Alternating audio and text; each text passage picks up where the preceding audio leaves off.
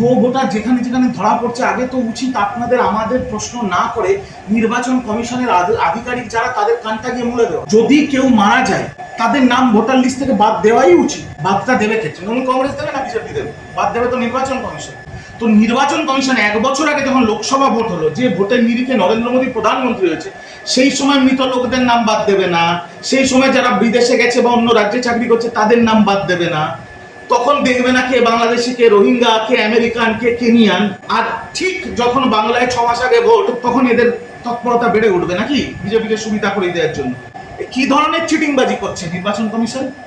একটা কথা স্পষ্ট বলে দিতে চাই, যেটা আমাদের জাতীয় সাধারণ সম্পাদক তথা সাংসদ অভিষেক ব্যানার্জি বলেছে, এরা যা স্ক্রুটিনি করছে করুক, যা করার করুক, কোনো আমাদের তাতে আপত্তি নেই, কোনো বাধা নেই। কিন্তু যদি এই এসআইআর নামক ছ্যাবলামি করতে গিয়ে বা বিজেপির দালালি করতে গিয়ে ন্যায্য বাংলার কোনো ভোটারের ভোটাধিকার কেড়ে নেয় নির্বাচন কমিশন, তাহলে 1 লক্ষ বাঙালি অভিষেক বন্দ্যোপাধ্যায়ের নেতৃত্বে ইলেকশন কমিশন ঘেরাও করবে। তখন এরা বুঝতে পারবে কত ধানে কত চাল। বাংলা হান্টের আরো খবর দেখতে নজর রাখুন। বাংলা খবর মানেই বাংলা হান্ট।